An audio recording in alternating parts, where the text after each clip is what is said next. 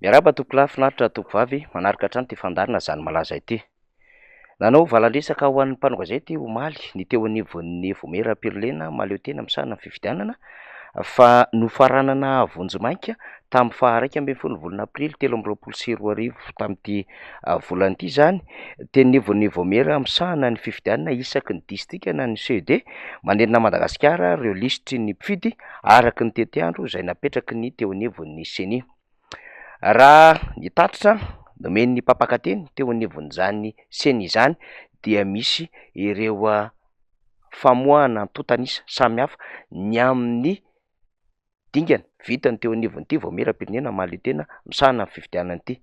Hoenotsika izay faneho-kevitry ny mpampakateny eo anivon'ny CENI izay de miverina ao anatin'ny fandalinana mikasika indrindra amin'ity raharaham-pifidianana sy ny lisy-pifidianana ity isika ao anatin'ny fandalina zany malaza. Dia misy koa ilay tsy fahatombanana arak'ilay lazaina teo, ohatra hoe le laharan-kara-panondro raha ohatra ka laharana 12, sifra 12 zany no tokony hitantsika ao, dia tsy feno iny, dia iny zany tsy maintsy arenina, fa tsy hoe kory hoe diso le olona na hoe olona tsy misy hoe fictif, mety misy ihany koa le daty naterana araka ny teko teo tsy feno le taona fa le volana sy le andro ihany, le faratsana zany a mety tsy ninina, mety tany anatin'ny fanaovana sizy, mety mitranga, mety tany amin'le fanoratana ny takelaka mihitsy mety niseho,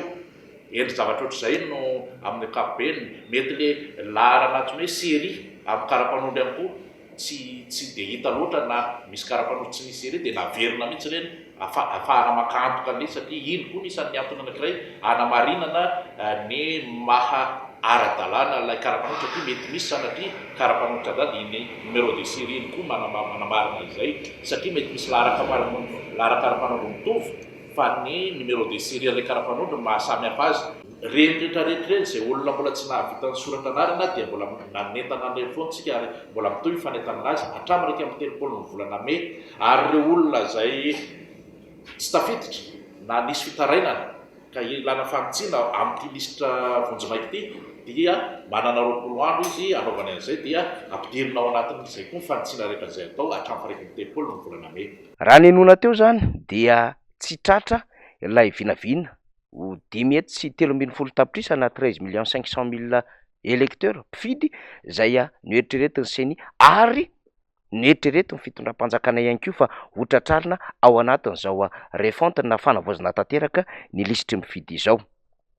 Manodidina teo amin'ny 910 tapitrisa na 10 69 000 mahery tany hoany no voasoratra anarana tao anatin'ny lisy-pifidianana. Izany aza ny verina fa hoe tokony farina tany amin'ny faha 1 amin'ny 30 volana janoary dia nihitatra indray taty amin'ny febroary nihitatra ihany koa ary hatramin'ny faran'ny volana May na faha 1 amin'ny 30 volana May ho avy izao. Fa tao anatin'izay 910 tapitrisa izay dia nambarana teo anivon'ny CENI araka ny nahenontsika azy teo fa misy 909 anarana miveribelina, io le fahafantarantsika amin'ny fomba fiteny mahazatra hoe doublon. Ary akoatran'izay dia misy manodidina 7,7 sy 3 hetsy na 379 000 mpifidy tany hoany no voamarina fa misy tsy fahatomombanana ny lisitra izay tonga teny anivon'ny Voamera-Pirlena mahaleo tena misahana ny fifidianana, mety hoe anarana diso, anarana kara-panondro na numéro de série na adresy sy ny sisa izay mahakasika an'ilay mpifidy izany ka sarotra no fanoratana ny lisitry mifidy izay. Fa raha tsoratra zany de hoe manodidina teo amin'ny 2,3 sy 3 hetsy sy 7 tapitrisa na 9 623 662 no mpifidy izay vita fanadiovana azo everina fa ao anatin'ilay lisitry mifidy no farana vonjimaika eo anivon'ny CENI foibe. Raha oharina tamin'ny fifidianana 2024 dia nihena ity isa mifidy ity satria ho an'ny fifidianana izay notanterahana tamin'ny 2024 izay nisy fihodinana faharoa dia tsaroany rehetra fa 7,9 sy 500 sy 3,000 sy 1 alina sy 7 hetsy sy 7 tapitrisa na 9 913 590 no inscrit na voasoratra anarana tao anatin'ny lisy-pifidianana. Ny nandatsa-bato tamin'ireo dia 2,7 sy 300 sy 7,000 sy 9 alina sy 7 hetsy sy 4 tapitrisa 4 767 342.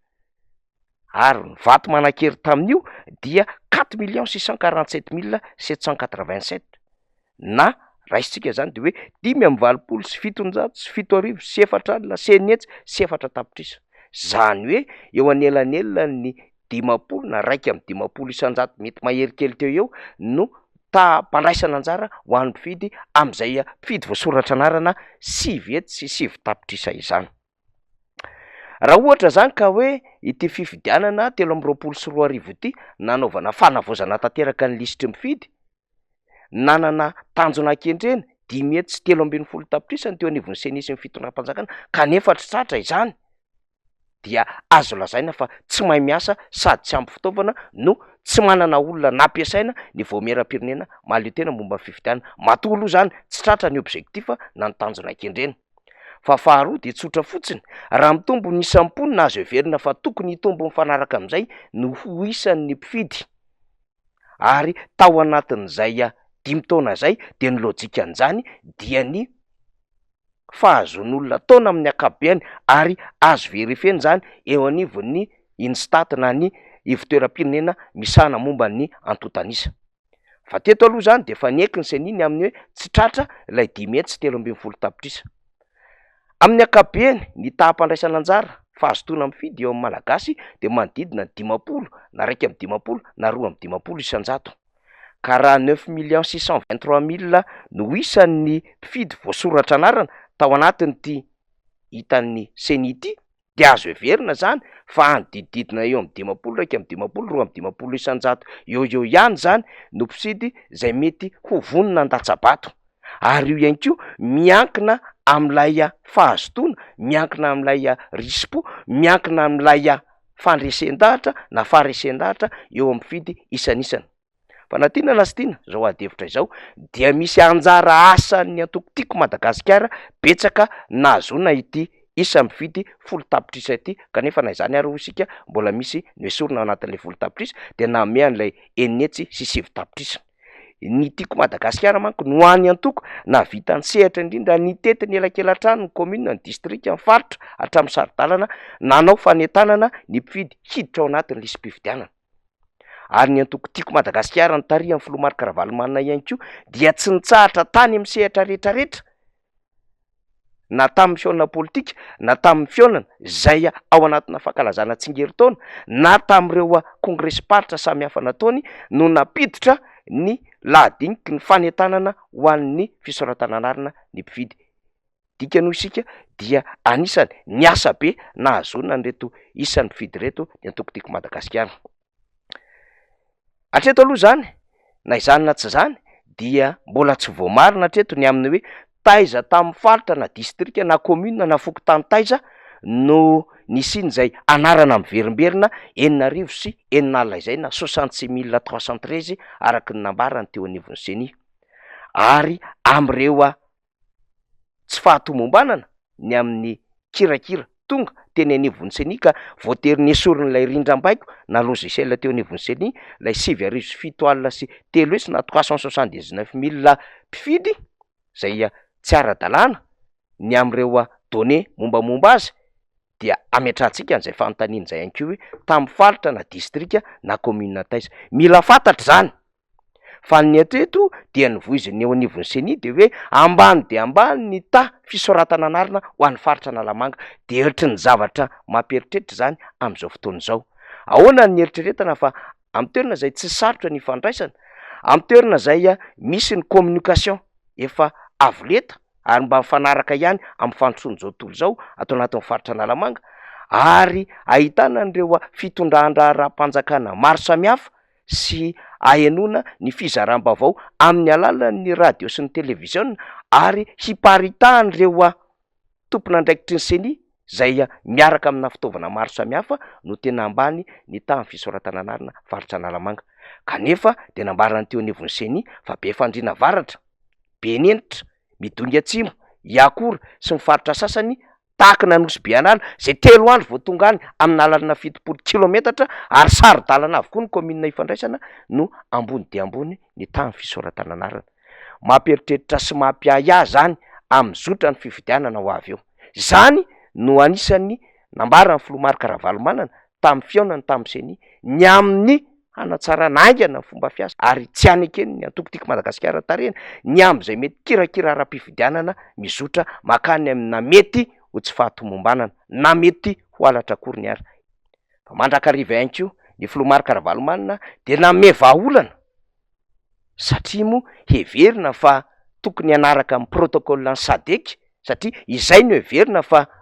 vondrona misy amin'ny Madagasikara aty Afrika ary mpanaramaso mpikarakara ary mpandamina ny raharaha ihany ko na ara-politika na ara-pifidianana arakaraka ny krizy misy amina firenena izay mivondrona ao anatin'izany SADC zany. SADC de hoe tokony hanaraka an'izay protocole ny SADC izay ny zotra-pifidianana eto Madagasikara. Inona ny tiantsika ambara am'izany? Ny tiantsika ambara am'izany de farafaratsiny lafin-javatra roa no tokony hisongadina. Voalohany de tokony ho hita eny anivon'ny birao pokotany na tranopokon'olona na manoloana ny birao fantatsam-bato amin'ny vanim-taonina tanterahana fifidianana ny lisitry mifidy. Fa mialoha lavitra an'izay de tokony afisena eny anivon'ny birao pokotany mba ho hamarinina ireo mpifidy ao anatin'ny fokotany ary mba hahafahan'ny rehetra mahita ny fisinanarana miverina na olona zay efa tsy ao aminay fokotany na olona zay efa heverina fa maty kanefa voasoratra anarana ary hitany daholobe am'izay lisitra zay afisena eny anivon'ny birao pokotany zay na tranopokon'olona. Fa faharoa dia ny fanatanterahana kara-pifidianana misy sarin'ilay mpifidy mba hahazoana manamarina fa mpifidy ara-dalàna zay vao marina amin'ny alalan'ny kara-pifidianana kara-panondro ary ny sariny ilay mpifidy. Protocole ny SADC zany. Ary fahatelo lehibe de ny fahafahan'ny solotena mikandida tsy ho mpanara-maso fotsiny fa hanana anjara hevitra lehibe ao anatin'ny fikarakarana sy fanaraha-maso ny fomba rehetra hanomanana ny fifidianana satria ny atao hoe fifidianana moa de misy ny mialoha mandritra ary aorian'izany fifidianana izany. Izany verina fa tokony hahatsara ny endriky ny fifidianana ho avy eo farafakely no isika zay fanarahana ny protocole napetraky ny teo anivon'ny SADC izany. Eo anatrehan'izany rehetrarehetra izany de tsy miala lavitra nefa isika satria ny fitondram-panjakana de re amin'ny ady hevitra etseroa ny fanangonana kara-panondro tahaka an'izay niseho tany Mahajanga, re amina loharanom-baovao samy hafa ihany ko ny fiketrehana solombambaoka sasany hanatanteraka izany lisam-pifidianana izany eny anivon'ny fokotany samy hafa eny, ary re amina loharanom-baovao samy hafa ihany ko ny fanerena an'ireo chef fokotany sy ireo tompon'andraikitra eny anivon'ny district eny amin'ny fampidirana an'ireo heverina fampifidy zay mifandray tendro amin'ny fitondram-panjakana na faniliana sy fandinganana ihany ko an'ireo olona zay heverina fa tsy hifidy izany mpitondra fanjakana izany satria azo antoka moa fa ho kandida ny mpitondra fanjakana amin'izao fotoana izao. Ny Pasteur Jacques de efa nampiomana raha nitory teny Antsonjombe fa lafo ny sandan'ny ala-bato. Iny toriteny iny dia tsy zakan'ny tompon'andraikitra samy hafa teo anivon'ny gouvernemanta, tsy zakana le olona amin'izao fotoana izao ary niteraka ady hevitra indrindra moa hatramina lehibean'ny faritra teto amin'ny faritra Analamanga. Averintsika inoana kely ny fanazavana ny eto Pasteur Jacques mikasika an'izay hoe lafo ny sandan'ny ala-bato izany. Irahantsika malala riavana ty taona 324 ity de taona ny fifidianana. Ny tokony fantatsika rehetrarehetra de ny hoe manasarotra ny olana politika ny fisiny ny ala-bato ary manasarotra ny famahana olana ihany koa ny fisiny zany ala-bato zany. Lafo be ne zany sandan'ny ala-bato zany ray tsy maro toerana zay mitondra eo fa ny ataony de ny manao an'le atao hoe clientélisme sy ny intimidation. Zay no ataony zay rehetra tafakatra noho ny ala-bato, tsy maro toerana izy. Ny faharoa lafo be koa ny sandan'ny ala-bato amin'ny toe-karena satria tsy misy fampandrosoana mety andeha eo ary misy firenena anankiray zay fantatsika rehetrarehetra fa fahadimy avy any amin'ny gisitra izy tsy mandeha ny fiainam-pirenena rehefa ny ala-bato no ampanjakainy. Lafo be ny sandan'ny ala-bato raha ny andevo ny tonga mpanjaka, ny andevo karena, ny andevo pahefana, ny andevo ny fitiavatena raha ireny ny tonga mpanjaka tsy tafavoaka isika. Mpanjatra fahatelo farany tsy misy mpanjaka voavonjin'ny amarony miaranilany, ny olo-mahery tsy voavonjin'ny aben'ny heriny, ny soavaly tsy azo itikino famonjena ary tsy mahavonjy ny aben'ny heriny. arakaraky ny ananan'ny olona ferovana tsara sy mafy no ialany amin'Andriamanitra, satria mitoky amin'ny aratafika izy. Misy toe-tsain'ny fiangonana zay tia nozarainy amintsika riavana. Nisy omby anankiray nitondraka teo amin'ny tanimboly. Ny toe-tsain'ny fiangonana tsy mandany andro amin'le hoe fa iza marina ny nandedika n'iza, iza marina ny nangalatr'inona. Misy mpanao zany, fa ny toe-tsain'ny fiangonana dia tsotra esory aloha le omby mitondraka dia hita eo ny toyany. Ireo rehetra ireo dia mamitana fa tsy tokony anao fahadisoana ao anatin'ity fifidianan'ity intsony ny seni, ary tokony haka ny lesona manoloana ny fifidianana lasana be adevitra tao anatin'le azo raisina fa tsy mitombona ny ACC. Tsy ny fanovana voambolana akory no tadiavintsika, fa fanovana fomba fiasa sy fomba fijery tena hametraka amin'izay hoe fifidianana madio hoekeny rehetra izay, ary lavitry ny alabato, fa mba hisiny la hoe alternance demokratika na fifandimbiasam-pahefana ara-demokratika ary milamina. Ny fomba ahazoana izany dia ny fomba fiasa fanovana eo anivon'ny seni sy izany ACC izany, ary mifanekena fa amin'izao dingana fanaovana ny lisam-pifidianana izao dia tsy nahomby, satria tsy nahatratra ny tanjonanam-petrany ny teo anivon'ny voamera-pirenena mahaleo tena misahana ny fifidianana.